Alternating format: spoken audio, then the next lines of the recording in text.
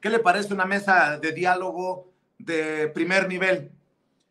Ya está el maestro Francisco Paco Cruz, autor de García Luna, El Señor de la Muerte, periodista de larga trayectoria, junto al maestro Jaime Hernández, editor de La Jornada Sin Fronteras, en el gran periódico La Jornada, también corresponsal de muchos años allá en Estados Unidos. Creo que se ha armado una mesa de diálogo que creo que va a ser muy importante para la audiencia escuchar sus opiniones. Primero te saludo a ti, Paco, un abrazo, ¿cómo te va?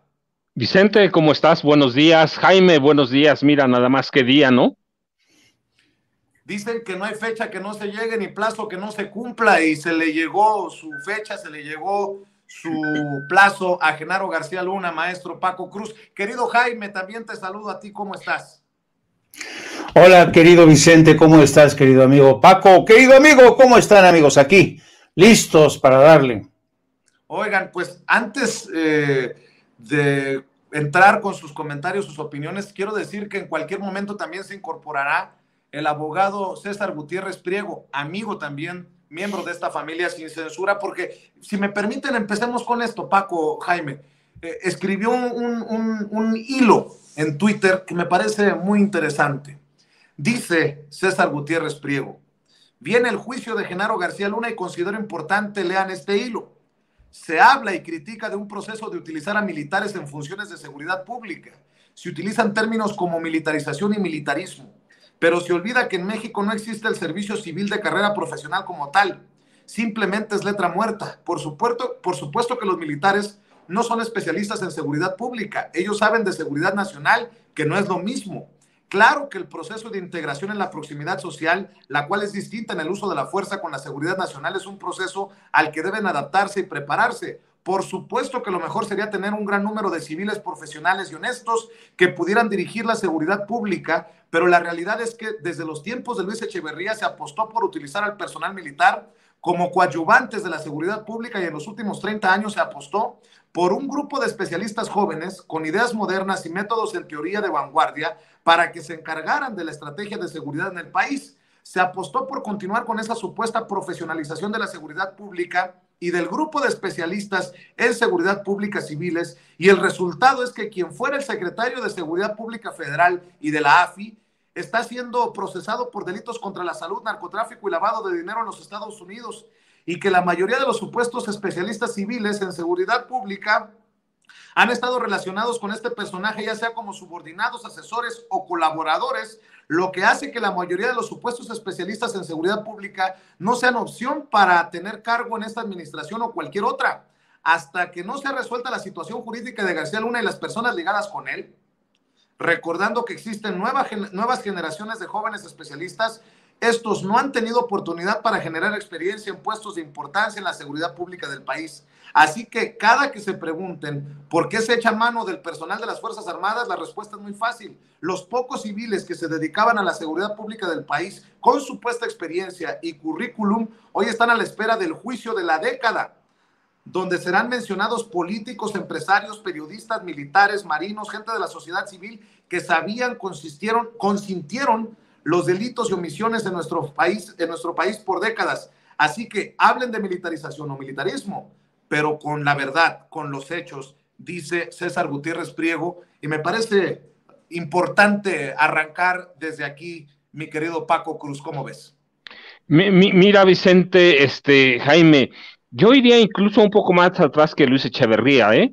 En este país los civiles descubrieron muy pronto, en los 50, yo recuerdo quiero decir, después de las lecturas, y ya lo tengo bien documentado, los presidentes civiles, y con Adolfo Ruiz Cortines, Adolfo López Mateos, recurrieron a la militarización, al militarismo.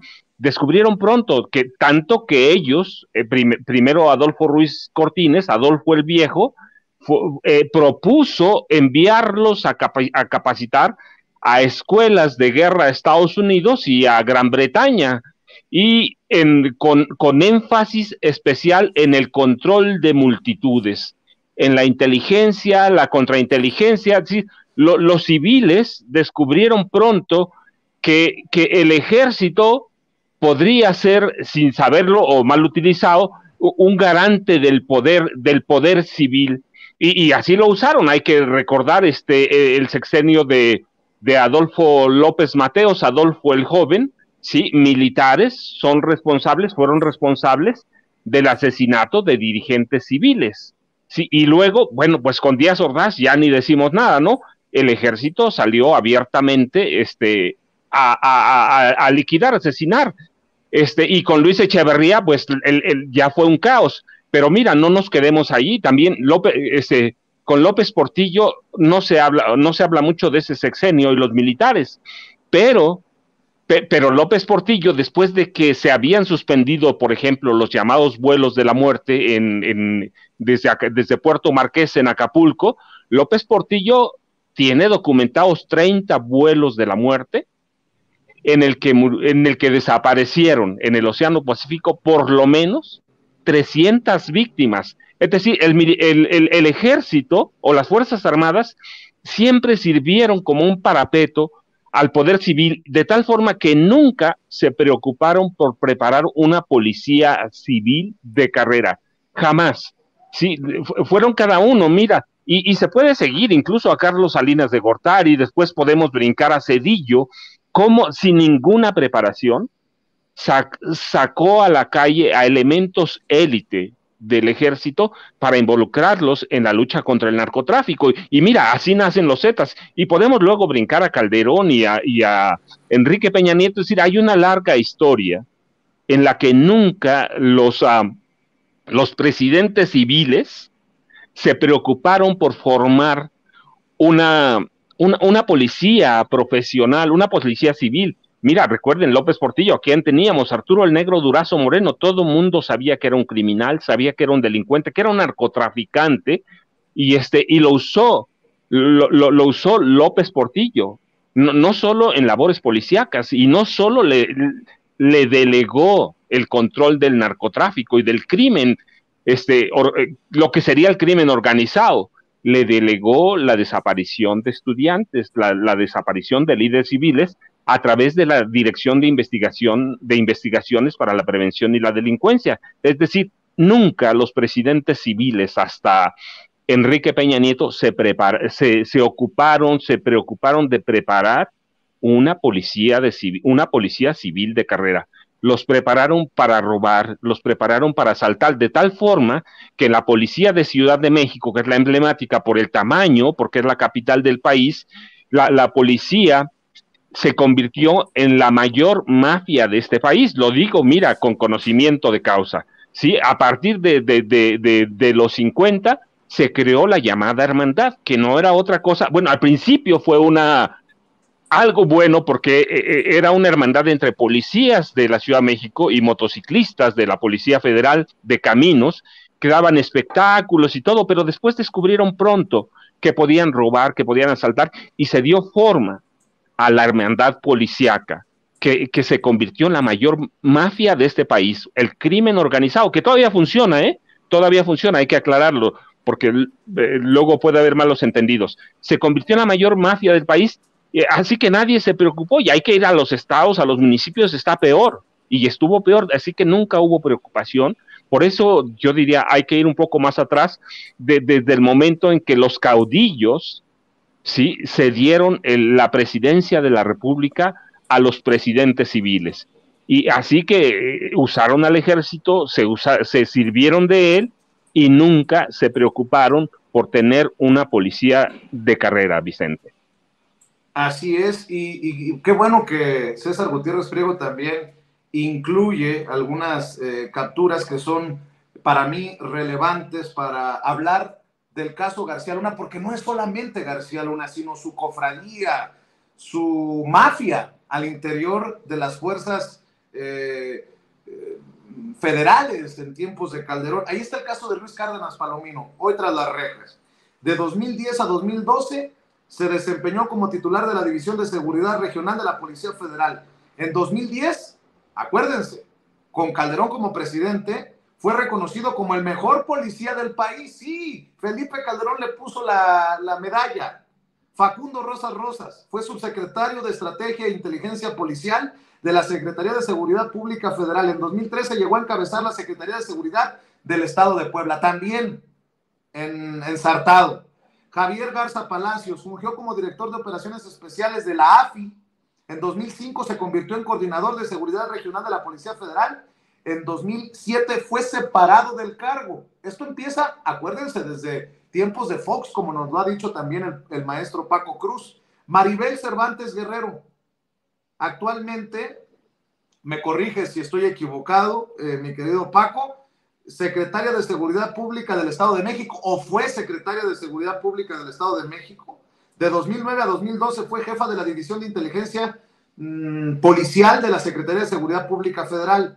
Armando Espinosa fue director del área de crimen organizado de la Agencia Federal de Investigación, la AFI. En 2010 se convirtió en jefe de la División de Investigación de la Policía Federal, y creo que el más, junto a Cárdenas Palomino, el más mediático de todos los casos, Tomás Herón de Lucio, que fue director de la Agencia de Investigación Criminal de la Procuraduría General de la República y fue secretario técnico del Consejo de Seguridad Nacional durante la pasada administración. Hay que decir, mi querido Jaime Hernández, que todos son de la generación de Genaro García Luna, y si me apuras tantito, García Luna será, ojalá que así sea, el que destape esta herida podrida y que brote la pus. Así lo puedo entender, porque no solamente es García Luna. García Luna no pudo haber operado, como dicen que operó, sin el apoyo de los mandos medios y de los mandos bajos, mi querido Jaime. Sí, un elemento de crónica de color de última hora, de los testimonios y de lo que ha salido de la Corte, desde el interior de la Corte, como ya habías adelantado tú, Genaro García Luna, el funcionario del gobierno mexicano más alto que es juzgado en tribunales de Estados Unidos, llegaba a primera hora de hoy con un traje de color azul, una corbata grisácea, una camisa blanca perfectamente alineado, peluqueado, el pelo canoso, el gesto circunspecto que había acontecido, y se adentraba. Y una de las, en esta sesión se espera que la juez Peggy Coe termine con el escrutinio de los jurados que han sido ya escrutados. Quedan ya de los 400 iniciales, quedan 191, y hoy es posible que se trate con esta labor de escrutinio. Entre los testimonios que está recogiendo la jueza Peggy Coe de todos los potenciales jurados, hay, mi querido Vicente, querido Paco, muchas ganas de no ser jurado. Hay muchos que están esgrimiendo razones de trabajo, que no tienen con quién dejar a los hijos y quieren zafar. Prácticamente muchas de estos 191 que aún restan, porque saben los jurados que están siendo todavía seleccionados que van a estar enclaustrados, no van a poder tener contacto con familiares, todos ellos se les va a resguardar, todos van a estar bajo el anonimato, así es que están haciendo muchos hasta lo imposible por no ser parte del jurado. Así es que esta labor, esta audiencia se antoja tortuosa, complicada. Vamos a ver quiénes son los valientes que al final integran este grupo de 12 jurados. Bueno, y me resultó muy interesante, querido Vicente, volver a escuchar las declaraciones de Felipe Calderón con Leo Zuckerman, porque una de las declaraciones que ha dicho Felipe Calderón coincide plenamente con los argumentos que hace apenas 2 días presentó la defensa. Mira, hace 2 días los defensores de Genaro García Luna, exactamente, presentaron un argumento diciéndole que por favor al juez no puede considerar el enriquecimiento de Genaro García Luna a partir del 2012, cuando ya era residente en Miami. Yo no sé si Ceci nos puede hacer el favor de poner esta petición de última hora que presentó la defensa hace apenas 2 días, en la que le dice que por favor no tengan en cuenta las actividades ni el enriquecimiento de Genaro García Luna a partir del año 2012, cuando ya había dejado el cargo. Y entonces, pues, me llama la atención que esta es una de las peticiones que también ha manejado Felipe Calderón. Si vuelves a escuchar la grabación de Felipe Calderón con el argumento de que no puede ser tomada las actividades y el enriquecimiento de Genaro García Luna después del 2012, es muy interesante cómo ambos quieren cortar a partir del 2012 cualquier vínculo, cualquier lazo con el crimen organizado. Ya en anteriores ocasiones el juez Brian Cogan les ha negado esta petición, pero es interesante que sigan insistiendo en que no se tome en cuenta el enriquecimiento inexplicable de Genaro García Luna, incluso más allá del 2012. Es como si tú dijeras, bueno, ¿cómo se ha enriquecido Carlos Loret de Mola? Y que Carlos Loret de Mola te dijera, bueno, no, yo pido que por favor no se incluya mi último enriquecimiento inexplicable, donde pude haber comprado mi residencia en Valle de Bravo o algunos de los apartamentos más lujosos, ¿no? Quieren de alguna manera seccionar, tratar, es como si el dinero hubiera salido a flote después de esa fecha, donde ya pueden ser más descarados y mostrar todo el dinero que se robaron o todo el dinero que provino de los cárteles. Entonces, el juez Cogan ha ya respondido a anteriores peticiones como esta, señalando que, entonces, ¿ustedes creen que me voy a creer que el señor Genaro García Luna perdió contacto, ya no tuvo contactos con el crimen organizado? Así es que, pero me llama mucho la atención esta insistencia para que no se tomen en cuenta las actividades de, sobre todo, comerciales y movimientos bancarios de Genaro García Luna a partir del 2012. Hay también que decir que muchos saldrían embarrados incluso después de 2012 porque están todos los contratos durante el gobierno de Miguel Ángel Mancera a las firmas de seguridad de Genaro García Luna. Mi querido Paco Cruz, a ver, llévanos de la mano también tú, porque, bueno, ahí está la referencia, García Luna, el señor de la muerte, y esta posibilidad de que se convierta el que inicia hoy en el juicio del siglo. Mi querido Paco, échele. Bueno, mira, Vicente, lo primero, sí, la hermandad de García Luna viene desde que entró al CISEN. Yo tuve acceso, la vi, a una imagen cuando forma la hermandad. ¿Quiénes estaban? Algunos viejos colaboradores, y algunos los mataron por órdenes de él. Por ejemplo, estaban Víctor Gerardo Garay Cadena. Era una foto de 6 personas que conforman la hermandad inicial. Ya después se sumarían los otros, casi inmediato, pero después sí, que Víctor Gerardo Garay Cadena, que está vivo, que sigue, está escondido, no sé a dónde, pero está escondido. A Edgar Eusebio Millán Gómez lo mataron por órdenes de García Luna. Sí, Mario Barriga, que también está escondido por ahí, Joel García, el instructor que está escondido, a Benito Roa Lara, que era un payaso callejero y lo hicieron uno de los comandantes, uno de los intelectuales. Después se sumaron Luis Cárdenas Palomino, Maribel Cervantes Guerrero, que sí fue hasta 2020, fue secretaria de Seguridad del Estado de México. Estaban Ramón Pequeño García, Facundo Rosas, Armando Espino, el comandante Edgar Enrique Vallardo, al que también mandan matar, yo recuerdo, en un Starbucks por órdenes de García Luna, porque estaban peleando por $50 millones. Entonces la hermandad viene desde la época del CISEN, ¿sí? Desde entonces conforman una hermandad para apoderarse del crimen organizado, y están Iván Reyes Arzate, que fue condenado, se declaró culpable en Estados Unidos. Así que es una hermandad que viene desde entonces, y mira, sobre las solicitudes de hoy para no tomar en cuenta sus actividades después de 2012, cuando termina el gobierno de Calderón, recuerda, García Luna es un manipulador y un astuto nato, es un actor sin escrúpulos, es un seductor. Recuerda, mira, cuando lo arrestan en Texas y luego lo llevan por primera vez a comparecer, ya no era el hombre perverso, astuto, el que mandaba. Aparece un tipo sumiso, un tipo que nos quiere engañar, pero hay que recordar, él había construido un mundo aparte, un universo paralelo, y entonces es un actor que en este juicio nos va a intentar engañarnos también, bueno, no a nosotros, al jurado, ¿sí? A quienes vayan a ser los integrantes del jurado, pues va a sacar eso, es un hombre que aprendió, es un hombre muy astuto, cuya reputación creció y se consolidó después de ser educado por comandantes de lo que fue el servicio secreto en México. Es decir, es un hombre acostumbrado a engañar, acostumbrado a mentir, digo, sí, a seducir, sí, pero también es un hombre acostumbrado a engañarnos, que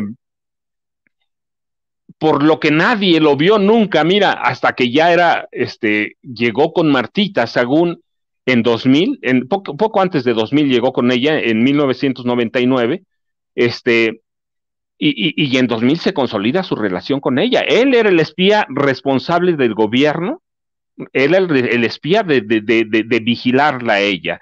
Es un espía nato, así que hay que acostumbrarnos a eso. Eso es lo que podemos o vamos a ver en el juicio, un hombre que nos va a engañar, un hombre que va a intentar engañar al jurado, un hombre que miente abiertamente y que tenía bajo su control, ya hablaremos más adelante, no solo a Carlos Loret de Mola o Raimundo Riva Palacio, dos monstruos del periodismo de este país, sino una lista completa que se distribuyó entre los agentes de inteligencia de la Secretaría de Seguridad Pública. Pero entonces hay que acostumbrarnos a eso, Vicente. Vamos a ver a un hombre que aprendió a ser un actor y que es especialista en inteligencia, en contrainteligencia, y que tenía una figura máxima que él respetaba, J. Edgar Hoover, y quería ser como él mismo. Qué interesante el tema del FBI, de los personajes estadounidenses en la idea, en la cabeza de Genaro García Luna. Hay que decir que no solamente se espera que salgan los nombres de periodistas chayoteados, o sea, maiceados, que recibieron lana de Genaro García Luna, sino también seguramente se hablará de los periodistas, periodistas que han sido perseguidos por García Luna. Está el caso de Anabel Hernández, más allá de la opinión que tengamos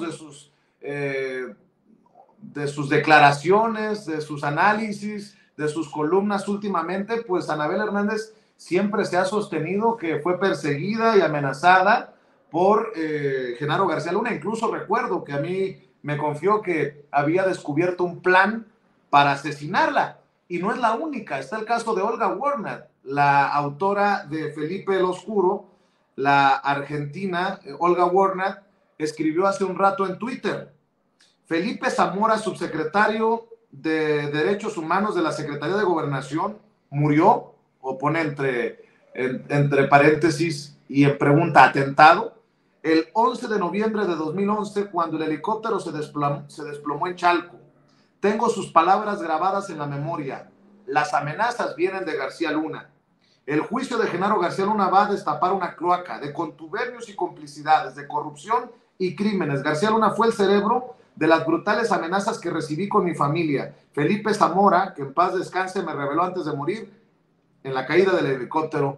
Buen día, dice Olga Warner. Y bueno, no es tampoco secreto, y lo hemos mencionado en muchas ocasiones aquí, el caso de Jesús Lemus, que estuvo encarcelado en tiempos de Calderón por estos mafiosos. Mi querido Jaime Hernández, hay mucha tela de dónde cortar, y bueno, me llama mucho la atención, no sé cómo lo entiendas tú, que Genaro García Luna no quiera ser visto con el traje de reo, sino que haya pedido llegar en traje de civil, como si nada pasara, pues. ¿Qué tanto tendría que ver la imagen del personaje hacia el exterior a punto de iniciar el juicio? No, pues evidentemente este ha sido el consejo de su defensa, que todavía quieren presentarlo como un hombre respetable, un hombre honesto, lejos de este expediente de más de 1 millón de páginas. más de 1 millón de páginas que han sido entregados a la defensa y donde se demuestra todo lo contrario. Yo no sé hasta qué punto les va a servir a la defensa presentar a Genaro García Luna como un hombre, como dicen en inglés, clean cut, ¿no? Limpio, bien cortadito el pelo, para que dé una buena impresión al jurado, que tendrá que decidir si acaso es inocente y culpable. Pero mira, yo quería también señalar, querido Vicente, un poco al hilo de lo que ha dicho mi querido amigo Paco Cruz. Efectivamente, yo creo que estamos ante un hombre que se convirtió en un experto en labores de inteligencia y contrainteligencia. Y esto tiene que ver con por qué era tan selectivo a la hora de rodearse de periodistas. No se rodeaba de personajes como Anabel Hernández, no se rodeaba de personajes como Jesús Lemos, que prácticamente sufrieron su persecución, pero sí se rodeaba, él seleccionaba a los periodistas de los cuales se quería rodear. Yo recuerdo todavía cuando Genaro García Luna era el todopoderoso secretario de Seguridad, llegó acompañado, de un cortejo de periodistas. Llegaron al Instituto de México del Woodrow Wilson Center para acompañarlo el director del Excelsior, columnistas, no, viajaba rodeada de periodistas que lo acompañaban, se llevaban de a cuartos, lo presentaban como el superpolicía de México, y prácticamente no enfrentaba críticas en sus viajes, salvo, por ejemplo, las mías. Yo sí fui muy duro con Genaro García Luna cuando fue a vender a Estados Unidos la versión de que gracias a él se estaban acabando los cárteles. Y hoy sabemos que esto no era así. Hay que tener en cuenta otro factor muy importante, querido Vicente y querido Paco, que en este juicio, los medios de Estados Unidos no lo van a querer presentar así, pero la realidad es esta, que el hecho de que Genaro García Luna haya mantenido un cargo, uno de los cargos más importantes en México, bajo las narices de los servicios de inteligencia de la DEA y del FBI, ese es otro fracaso del Servicio de Inteligencia de Estados Unidos, porque no fue sino hasta el año 2019 que Jesús Zambada reveló que su hermano Ismael le había ordenado entregarle $6 millones a Felipe Calderón. No es cuando la gente de la DEA se le cae la quijada y dice, pero ¿cómo? A ver, y ahí empezó esta gran disputa con las revelaciones de Jesús Zambada en el juicio contra el Chapo Guzmán en 2019. Después de eso vinieron ¿te acuerdas cuando de repente resultaba sospechoso que la Barbie hubiera desaparecido del radar en los listados del sistema penitenciario de Estados Unidos? Pues resulta que lo tenían bajo custodia de los Marshalls, y esto quiere decir que la Barbie ya se había convertido en testigo protegido para participar muy posiblemente como testigo en el inicio de este juicio. Y yo creo que este juicio tiene tantas aristas tan interesantes. Está la demostración, las pruebas contundentes de que bajo la presidencia de Calderón hubo pactos con el narco. ¿Y quién las hizo? Su mano derecha, su hombre más fuerte en materia de seguridad. Y Felipe Calderón no puede alegar que no sabía ahora. Felipe Calderón está en agua caliente, sabe que en cualquier momento, porque ese es un hecho, Genaro García Luna, a lo largo de todo proceso, que puede durar 2 meses o quizá un poco más, en cualquier momento puede tirar la toalla y declararse testigo protegido. O sea que vamos a ver sufrir y a sudar la gota gorda a Felipe Calderón durante todo este tiempo, si es que Genaro García Luna se da cuenta de que no puede eludir los testimonios, bien sea del propio Genaro García Luna o de la Barbie, porque la Barbie también tiene sus testimonios, ¿no? Más allá del que ya presentó durante el juicio contra el Joaquín El Chapo Guzmán, el propio Jesús Zambada. Así es que va a ser muy interesante. Luego tenemos este segundo elemento. Hay que tener en cuenta, querido Vicente y Paco, que este juicio inicia a solo unos días del encuentro trilateral entre Andrés Manuel López Obrador, Joe Biden y Justin Trudeau. Y uno de los puntos más destacados del encuentro bilateral entre el presidente de México y el presidente de Estados Unidos fue enfatizar la cooperación en la captura de capos de la droga y la extradición a Estados Unidos para combatir esa epidemia de los opiáceos, del fentanil. Esta mañana vimos el reporte realmente cómo la incautación de fentanilo se ha disparado exorbitantemente. México está haciendo su trabajo. Esperemos que Estados Unidos haga lo propio en el control de las armas que vienen hacia el sur. Pero a donde voy es que quieren una cooperación más estrecha. Y fíjate lo interesante del caso. Una de las quejas que ha tenido la DEA ya bajo este gobierno de López Obrador es que López Obrador no quiere cooperar como antes lo venía haciendo Felipe Calderón.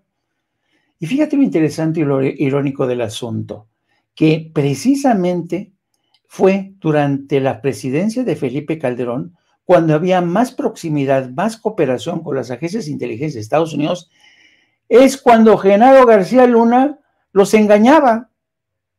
Este es un fracaso de los servicios de inteligencia de Estados Unidos, no cabe duda. Este hombre, Genaro García Luna, lo supo engañar presentándose a sí mismo como el más leal colaborador, como el campeón como el azote de los carteles de la droga, pero no fue así, nunca fue así. Y la DEA, que cooperaba y estaba hasta la cocina, se la tragó. Eso también hay que decirlo. Claro. Y yo te apuesto que medios de Estados Unidos y de México no lo van a decir, pero eso es un hecho. Es un tremendo fracaso de los servicios de inteligencia de Estados Unidos dejarse engañar por el hombre que ellos creían era el máximo, el azote, la bestia negra de los carteles de la droga. Ese es un elemento a tener en cuenta. Y yo creo también que Genaro García Luna, yo no acierto a entender cuál es la estrategia de Genaro García Luna. La verdad que no. Creo que a juzgar por las peticiones de que no se contemple su enriquecimiento a partir del 2002, una petición a la que está sumado Felipe Calderón, curiosamente, como si estuvieran coordinados, pero también hay otro elemento que es precisamente esta cercanía con las agencias de inteligencia de Estados Unidos, a las cuales se les coló Genaro García Luna, el gran operador, el gran protector del cártel de Sinaloa. Entonces, si hay algo, dime. No, tú dime.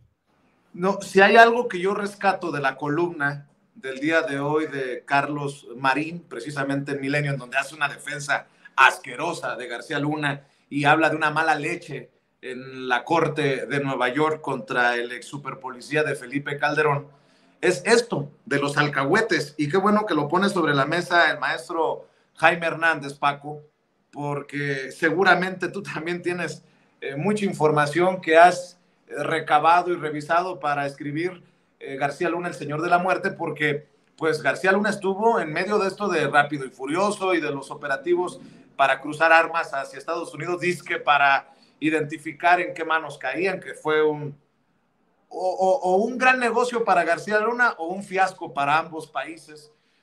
Y bueno, pues también está la posibilidad de que se confirme que Estados Unidos tiene intereses nunca amigos, hasta que no le sirvió o hasta que no convino, pues hay que darle en la torre a este personaje que lo tenían bien medidito, bien fildeado, diría el presidente Andrés Manuel López Obrador.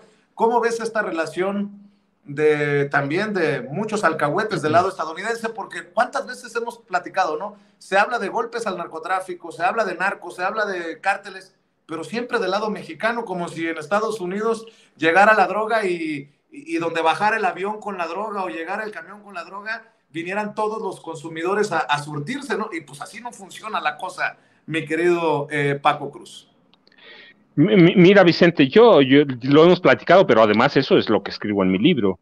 Desde principios, desde finales de 90, Estados Unidos ya tenía elementos de que García Luna era un gran criminal, pero como dice, Estados Unidos tiene intereses, así que le sirvió mucho tiempo, que es lo que yo documento, pero mira, yo digo, no van a poner, ningún juez de Estados Unidos va a poner en la silla de las acusaciones, en el banquillo de los acusados, al sistema de Estados Unidos, porque así funciona. Y yo documento en el libro cómo Genaro García Luna no hizo con las autoridades de Estados Unidos más que aquello que hizo Arturo el Negro Durazo Moreno en la presidencia de López Portillo.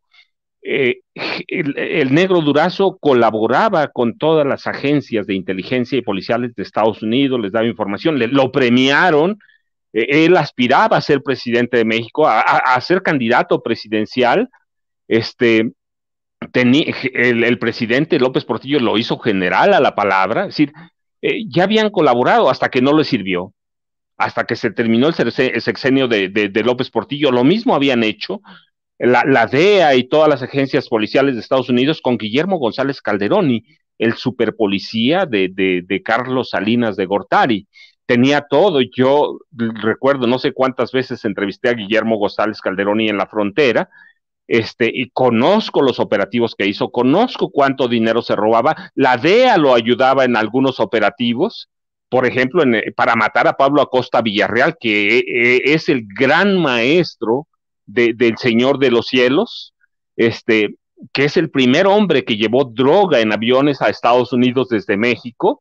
Pablo Acosta Villarreal, el zorro del desierto de Ojinaga, que enseña a tres de los hermanos Carrillo Fuentes Amado, Cipriano y Vicente. Él los enseña. Guillermo González Calderón, y con ayuda de la DEA, con helicópteros de la DEA, lo caza en un rancho de Ojinaga, se queda con todo el dinero. Al final del sexenio de Carlos Salinas de Gortari, se entrega como testigo cooperante, como testigo protegido, y ya no le sirvió. Finalmente lo casan en McAllen, pero lo mismo hicieron, lo mismo hizo Estados Unidos, recuerda, con Manuel Antonio Noriega. Ellos le dieron todo el poder para traficar armas, le dieron el poder para controlar el crimen organizado en Panamá, y el día que ya no quisieron, lo fueron a invadir. Que no fue lo que hizo García Luna, no se quedó en México, se les fue a entregar solito. Si se quiso pasar de listo, como dicen en mi pueblo, se quiso pasar de vivo, y pues como no quería que que lo agarraran, si se les fue a entregar. Entonces yo difiero un poco con Jaime en eso, porque eso es lo que documento, y esos son los documentos que vi. Desde fines de 99 ya sabían a qué se dedicaba García Luna, ya sabían lo que hacía, pero les sirvió. ¿Por qué? En eso tiene Jaime razón, porque él les abrió la puerta a la DEA. Mira, agentes de la DEA participaban en tortura de presos aquí en México en el sexenio de Felipe Calderón. Entonces tuvieron toda la puerta abierta, conocieron partes de la inteligencia de México, y claro, en el momento que ya no les sirvió, es el viejo dicho: Estados Unidos no tiene amigos, todo tiene intereses. Y mira, por otro lado, Vicente, además de eso, no, García Luna sí es un tipo capaz de matar no solo periodistas, no solo están los casos de Jesús Lemus, de Olga Ward, de Anabel Hernández. Mira, recuerda que está documentado, porque además lo platiqué con ellos, que él fue el responsable del atentado que le costó la vida a Ramón Martín Huerta el 21 de septiembre de 2005, el secretario de Seguridad de Vicente Fox Quesada. Y en ese helicóptero cayó también el jefe de la policía, el comisionado de la Policía Federal Preventiva, José Antonio Bernal, visitador de la CNDH. Sí, está documentado. Todos los capos sabían que ese día, que aquel 21 de septiembre de 2005, iba a morir Ramón Martín Huerta, el secretario. Todo el mundo sabía que todo el mundo lo quería muerto, y que el responsable del operativo para matarlo era Genaro García Luna. Pero ¿qué pasó ese día? ¿Por qué se perdió en la historia este atentado que costó la vida a Ramón Martín Huerta y al comisionado José Antonio Bernal? ¿Por qué? Porque ese mismo día, ¿recuerdas? Ese mismo día, la Agencia Federal de Investigaciones, a mando de Genaro García Luna, liberó al exfutbolista y en ese entonces técnico de primera división, Rubén Omar Romano. Hicieron un teatro, y después se descubriría que Genaro García Luna y su equipo, con Carlos Palomino ya a la cabeza, sí, controlaban a todas las bandas de secuestradores de este país. Así que hay que verlo, mira, el mismo día se da el atentado contra Ramón Martín Huerta y se da la liberación de Rubén Omar Romano, que era una estrella de fútbol. Y también está documentado que él, de la mano de García Luna, salió la orden para asesinar el 1 de diciembre de 2009 a Edgar Enrique Vallardo del Villar, jefe de la tercera sección del Estado Mayor de la Policía Federal Preventiva. Así que hay que tener cuidado, van a salir muchas cosas, yo espero que salgan, sí, que de Calderón, bueno, pues mira, pues siempre lo he sostenido, no es su amigo, no es su socio, no es su subordinado, es su cómplice. Juntos tenían en Los Pinos un cártel del narcotráfico. ¿No quieren que se sepa después lo de 2012? Pues claro, porque ahí tiene muchos intereses, porque se va a descubrir toda esa cloaca. Paco, y hoy que estamos hablando de todo este cochinero que puede salir en el juicio, ojalá que salga en el juicio, con personajes que podrían ser estruendosos como testigos protegidos, si los presenta la Fiscalía de Estados Unidos, como la Barbie, como estos personajes que ya testificaron en el caso de Joaquín El Chapo Guzmán. ¿Tienes otra idea de las muertes de los secretarios de gobernación en tiempos de Calderón? Hay que recordar que se le murieron 2 secretarios de gobernación a Felipe Calderón. ¿Se le murieron o los asesinaron? Porque pues mira, se cae un helicóptero y después se cae un avión aquí en la Ciudad de México. Eso también es relevante en todo este análisis del sexenio de Felipe Calderón y complicidades y traiciones. Pues Vicente, nada más hay que recordar que en aquel avión que se cayó en la Ciudad de México, en el que viajaba Mourinho, el secretario de Gobernación, el amigo de Calderón, el cacique de Campeche, ese día Genaro García Luna tenía que viajar en ese avión, ¿eh? Nada más hay que recordarlo. Genaro García Luna tenía que viajar en ese jet y al último inventó un pretexto y no se subió.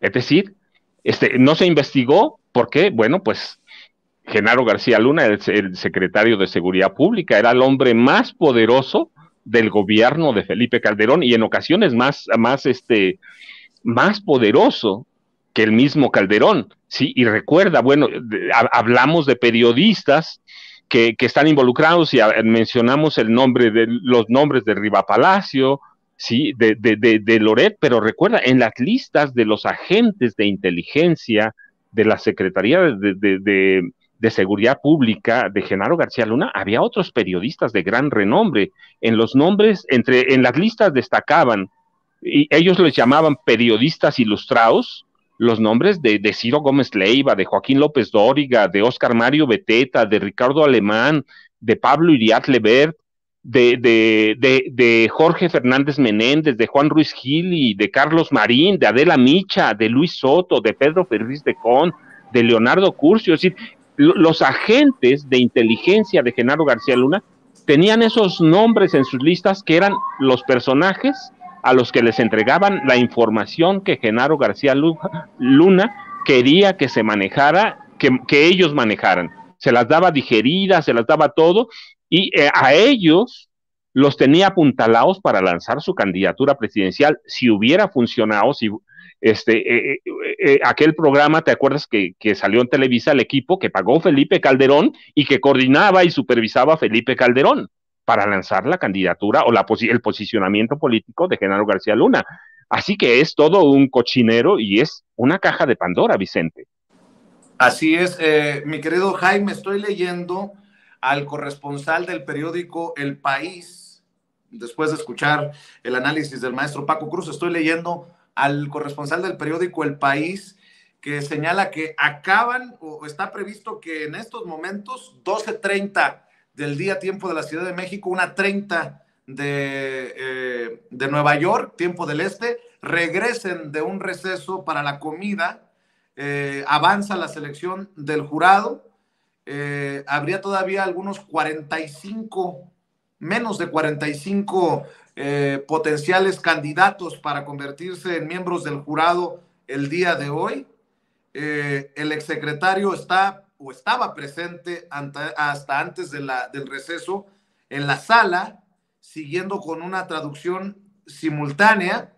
Habría más de 20 reporteros formados y en una sala adjunta siguiendo este proceso, 20 reporteros de diferentes medios de comunicación. Nosotros haremos el esfuerzo también de estar allá a la brevedad posible en cuanto inicien ya el juicio en sí, las deliberaciones.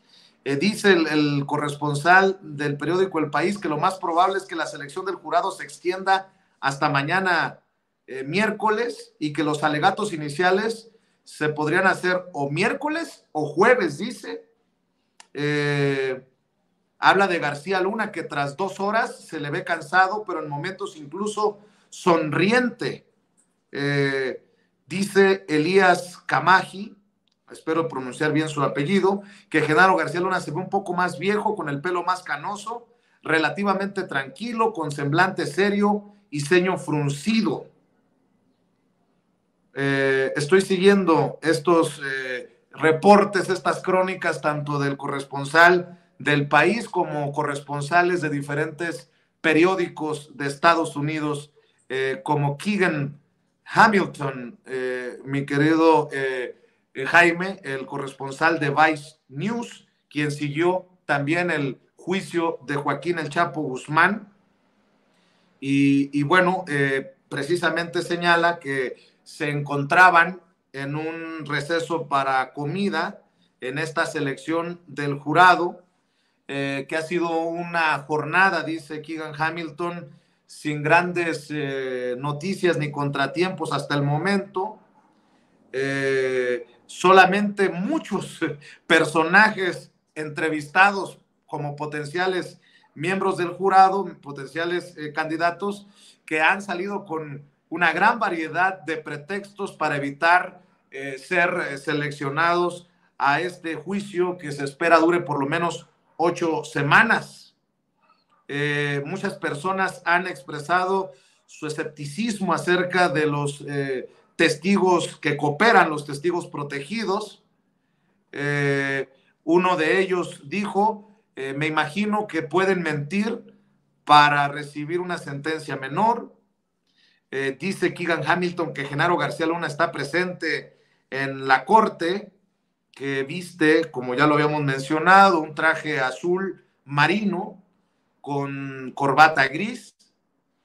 Y bueno, pues ahí está también esta información de las crónicas que recogemos de los periodistas que están al interior de este edificio de la corte, mi querido Jaime. Compañeros, no escucho al querido Jaime. Les encargo, por favor, que me ayuden. A ver ahí, querido Jaime. Ahí ya. ¿Ya? Sí.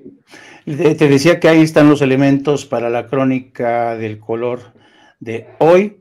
Y yo creo, fíjate que a tenor de lo que estamos dialogando de esta mesa, querido Vicente, tengo que decir que como periodista a mí me resulta fascinante esta composición de escena en la que Paco Cruz ofrece elementos e hipótesis de trabajo, aporta hipótesis de trabajo a la mesa que hablan de la tesis, como tú también mencionabas, de la tesis ¿te acuerdas del general Antonio Noriega, ¿no? Que durante mucho tiempo fue agente de la CIA, fue el hombre de la CIA en Panamá, y hasta cuando les dejó de funcionar, lo derribaron, lo derrocaron, ¿no? Está esa hipótesis de trabajo que ha sustentado Paco Cruz. Está la hipótesis de trabajo que sugiero yo que los servicios de inteligencia no se habían enterado sino hasta el pasado 2019, cuando Jesús Zambada ofreció estos testimonios de que su hermano le había ordenado darle 6 millones. A donde voy, queridos Paco y Vicente, es que estamos en un terreno inédito, así literalmente inédito. ¿Por qué? Esta es la primera vez que el más alto funcionario del gobierno de México esté en el banquillo de los acusados. Y Un poco la lógica de los fiscales ha sido no solamente demostrar que tenía vínculos con el crimen organizado, con el cartel de Sinaloa, sino cómo funcionaba esta cadena de corrupción, ¿no? Mira, esto es lo que escribió uno de los fiscales federales la semana pasada, se llama Breon Pierce. En uno de los escritos dice: mientras ocupaba un cargo público, García Luna usó sus cargos oficiales para ayudar al cártel de Sinaloa a cambio de sobornos multimillonarios. En el juicio, el gobierno espera que numerosos testigos, incluidos varios exmiembros de alto rango del cártel de Sinaloa, testifiquen sobre los sobornos pagados al acusado a cambio de protección. Dice, a cambio de los sobornos, García proporcionó al cartel de Sinaloa, fíjate nada más aquí, un paso seguro para sus envíos de drogas, información confidencial de las fuerzas del orden público sobre las investigaciones del cartel e información sobre los cárteles de droga rivales. Estos pagos, los que le daban a García Luna, permitieron que en ocasiones el cartel recibiera advertencias antes de los esfuerzos de aplicaciones de la ley para detener a los miembros del cartel y permitir que los miembros fueran liberados si eran arrestados. Entonces, esta sugerencia, fíjate, ya solamente el enlistado de un paso seguro para los envíos de droga. ¿Tú crees que la gente que colaboraba con García Luna no estaba al tanto de esta alianza, de esta colaboración con el cártel? A donde voy es que no solamente García Luna, no solamente sus principales colaboradores, todo un sistema que incluía militares, que incluía policías, que incluía funcionarios del gobierno de México de Felipe Calderón, fueron corrompidos. Es toda una cadena de complicidades las que los fiscales van a tratar de exponer. De ahí la importancia de este juicio. Yo creo que por primera vez, y por eso insisto mucho, estamos en un terreno no explorado. Siguiendo la tesis del querido Paco, la DEA, la CIA, ¿sabían de todo esto? Es muy posible que otra parte de la inteligencia de la DEA se declare hoy sorprendida y que digan, no lo sabíamos, hasta que Jesús Zambada en el juicio del 2019 nos dijo que le había dado 6 millones. Eso yo no sé hasta qué punto se puede sostener. Así es que cualesquiera que sean las hipótesis de trabajo que estamos analizando en esta mesa, es fascinante, Vicente. Es fascinante porque este juicio puede desnudar las complicidades del poder político, del poder mediático, que se benefició de una guerra contra los cárteles de la droga y de las complicidades que se mantuvieron desde el gobierno de Felipe Calderón con esos cárteles. Déjenme, si me permiten, rescatar también algo que surge hoy. Me pareció así como extraño ver la insistencia de varios periodistas que le rinden pleitesía a Ciro Gómez Leiva y al propio Ciro Gómez Leiva en redes sociales, insistiendo, anunciando la presencia del abogado defensor de Joaquín Guzmán Loera, alias El Chapo, en el programa. Y creo que también es importante retomarlo porque es en esa corte en donde el juez Brian Cogan sentencia a cadena perpetua a Joaquín Guzmán Loera, El Chapo.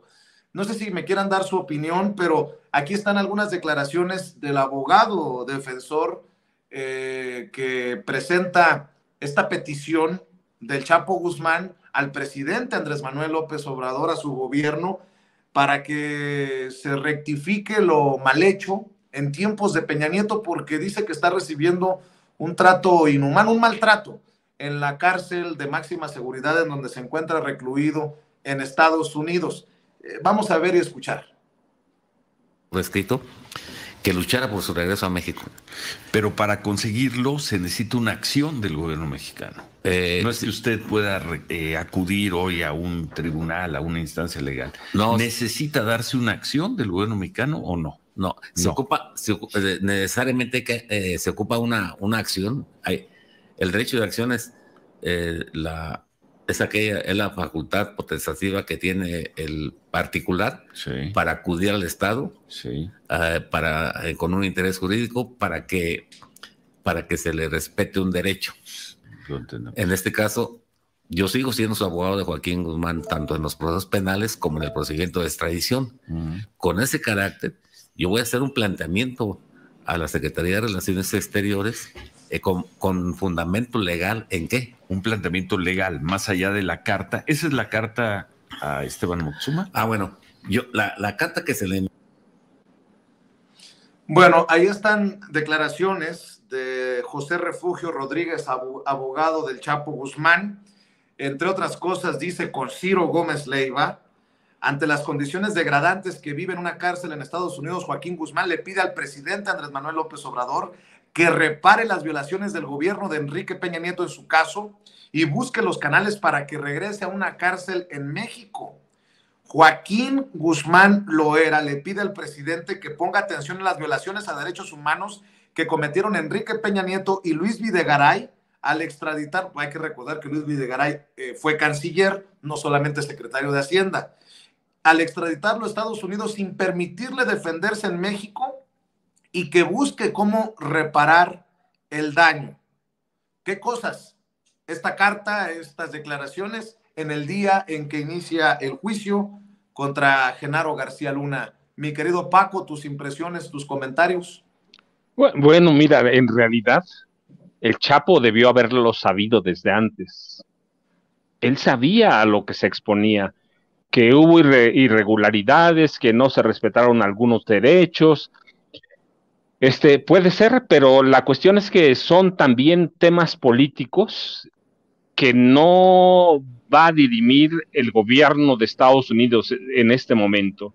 El Chapo es una de sus mayores presas de captura y de condena de México. No creo que lo vayan a hacer. El Chapo puede hacerlo, sí, pero él sabía desde que escapó de Almoloya, desde que montó todo el espectáculo que hizo, él sabía las condiciones en las que estaría en Estados Unidos si lo llegaban a llevar. Sabía que Peña no se iba a arriesgar a tenerlo aquí. Sí, Peña tenía bases legales como Luis Videgaray para enviarlo, y lo enviaron. ¿Puede pelearlo? Sí. ¿Se lo van a conceder? No. Así de sencillo, Vicente. No se lo van a conceder. Él puede seguir peleando. ¿Condiciones duras? Pues sí. Es un preso de mucho peligro. Lo demostró. Es un preso que es un trofeo y que así, políticamente, no se lo van a dar. Lo puede pelear, lo va a pelear siempre, pues sí, pero no se lo van a dar. ¿Lo puede pelear el presidente? Seguramente, si el abogado lo dice, debe haber algunas bases, pero yo creo que en este momento no hay condiciones y el presidente no lo va a hacer.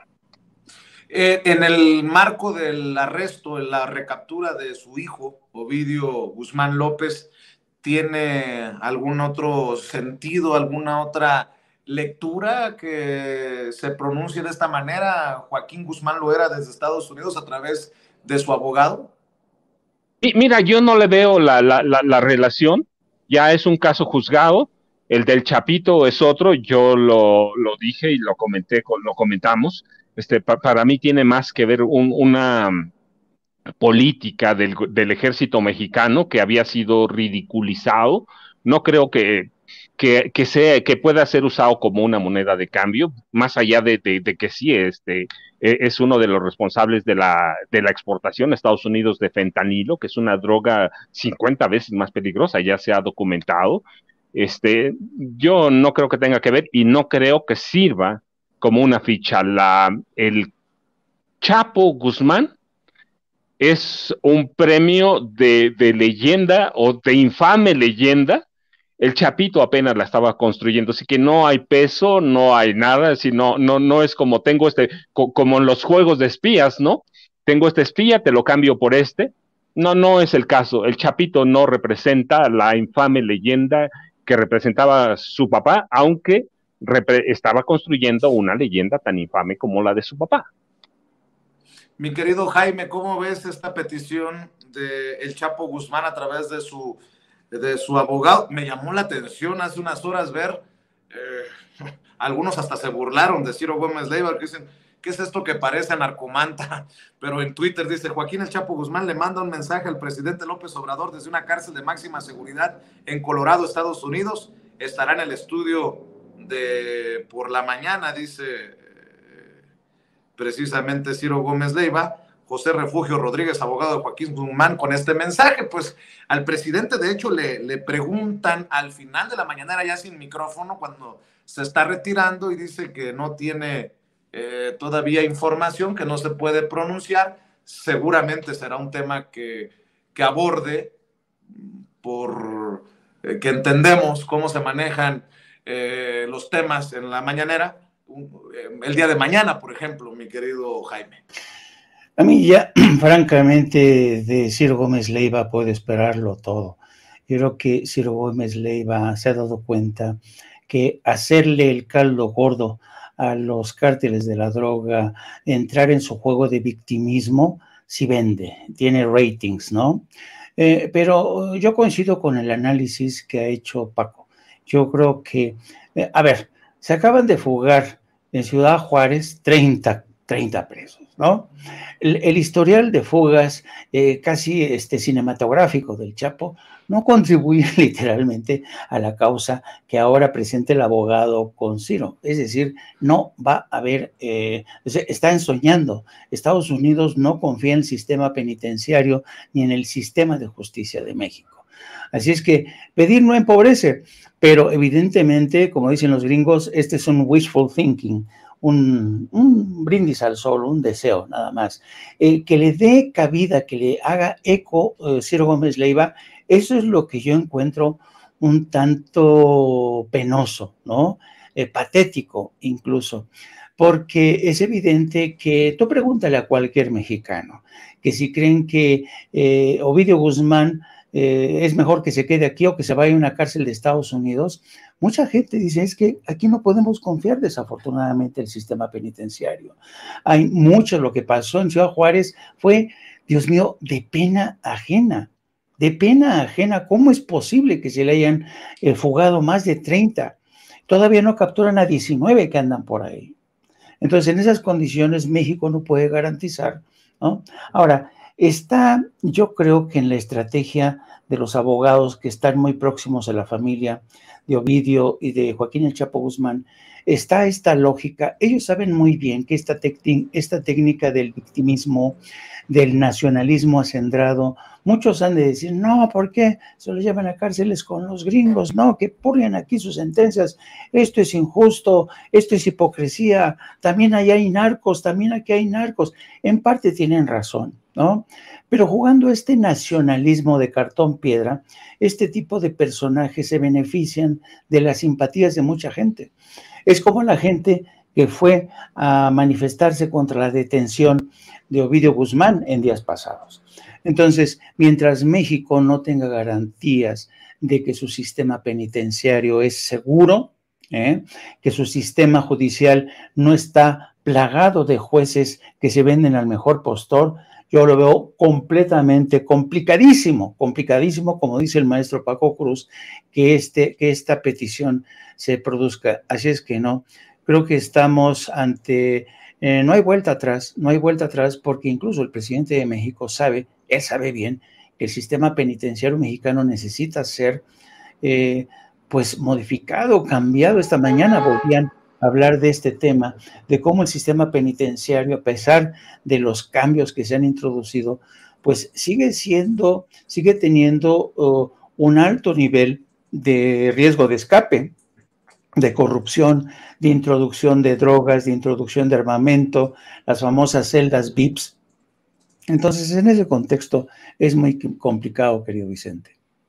Así es, y ya más adelante, en lo que nos queda del programa, vamos hablar con Toño y con nuestros amigos sobre Lozoya. Nuevamente le aplazaron la audiencia a Emilio Lozoya, que se extiende esa agonía. Hoy se suponía que la fiscalía lo iba a imputar o le iba hoy se suponía, a ver, déjenme nada más revisar para no cajetearla, se tenía programado que hoy la fiscalía lo acusara por el caso de Brecht. por el caso que se le busca que se le impongan 46 años y medio de prisión, y un juez federal volvió a aplazar ahora hasta el 10 de marzo a las 12:15 la audiencia, pero bueno, harina de otro costal, nada más abonando a todo este diálogo. ¿Por qué no, si me permiten decirles, creo que la audiencia de Sin Censura, así como yo, hemos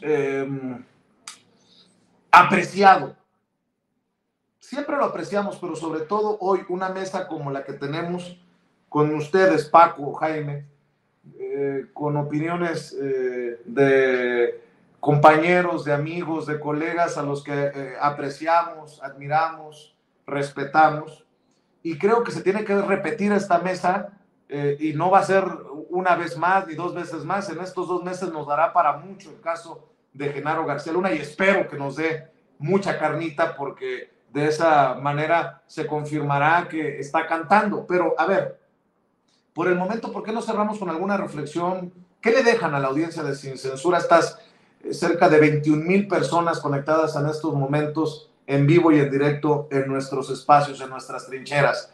Paco, cerramos primero contigo.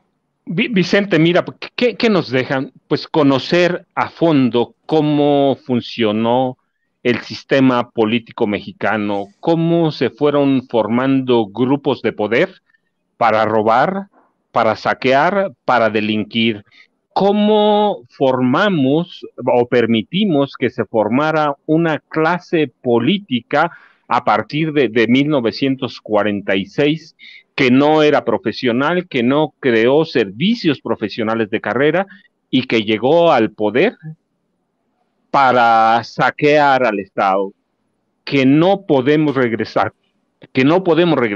a lo que tuvimos hasta el 30 de noviembre de 2018, que hemos apostado a partir de 2018 por un cambio y que debemos seguir por ahí. Genaro García Luna es el retrato de cada político mexicano que ha habido en el PRI o en el PAN. Tenemos a Carlos Jan González, a Carlos Salinas de Gortari, a Enrique Peña Nieto, a Felipe Calderón, a Vicente Fox, a Margarita Zavala. ¿Sí? Genaro García Luna es un retrato, así que eso nos debe dejar. Eso nos dejaron los políticos del PRI y el PAN, eso nos dejó el sistema, llegaron para servirse del poder, se han servido, y el juicio solo va a desnudar, y pláticas como esta mesa van a servir para eso, para documentar y para mostrar cómo este tipo de sinvergüenzas llegó para servirse del poder, Vicente. Oye, Paco, por cierto, ¿sigue circulando García Luna, el Señor de la Muerte, en las librerías, en las tiendas de autoservicio? No, sí, mira, ahora más que nunca es un libro vigente, es un libro, yo digo, no porque yo lo haya escrito, es un libro de consulta, me costó años escribirlo, me costó años investigarlo, desnuda cómo es García Luna, pero desnuda cómo han sido cada político de este país y jefes policiales que tuvimos que llegaron al poder para no solo para corromperse, sino para formar camarillas que servían al presidente de la República, que sigue circulando, sí, Vicente, pero pues como yo te decía, el viernes grabé los primeros promocionales para el próximo libro que debo terminar y entregar el 31 de marzo, pero de momento García Luna es una lectura, yo digo que es obligada en este momento. @Paco Cruz Jiménez en Twitter. En Twitter, Francisco Cruz Jiménez en Facebook. Muy bien. Vicente, yo les agradezco, Paco, y también a Jaime, que es un gusto platicar con ustedes dos, Vicente. Te mando un abrazo y nos vemos pronto por aquí, mi querido Paco. Gracias. Y mi querido Jaime, pues ve preparando las maletas, maestro, para irnos a cubrir el juicio del siglo allá en Nueva York. Digo, ¿a poco no extrañas estas coberturas? Tantos años que has sido corresponsal en el extranjero para México, mi querido Jaime. No sé si te pasa a ti como a mí, pero híjole, como que le entra a uno la cosquillita y dice, voy a empezar a preparar la maleta y nos vamos.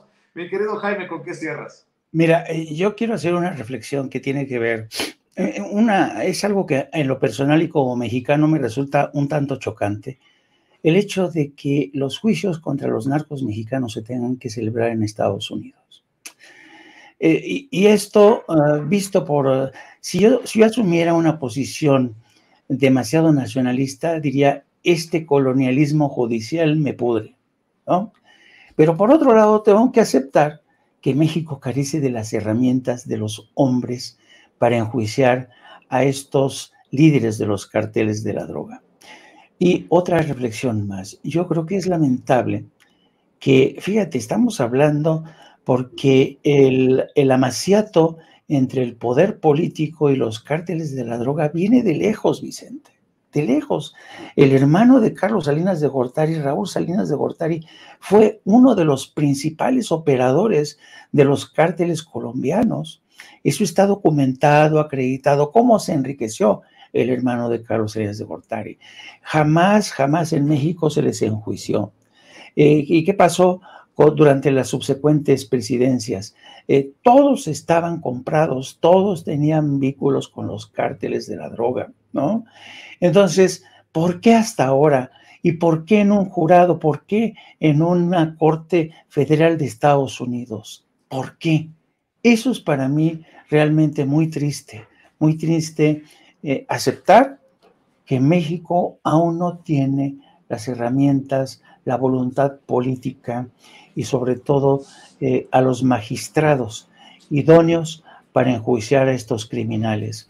Eso es la verdad, a mí me resulta muy triste. Les dejamos todo este trabajo a las Cortes Federales de Estados Unidos, que además son juez y parte, porque ellos nos van a juzgar a los malandros mexicanos y van a dejar que se vayan de rositas los malandros gringos, que los hay.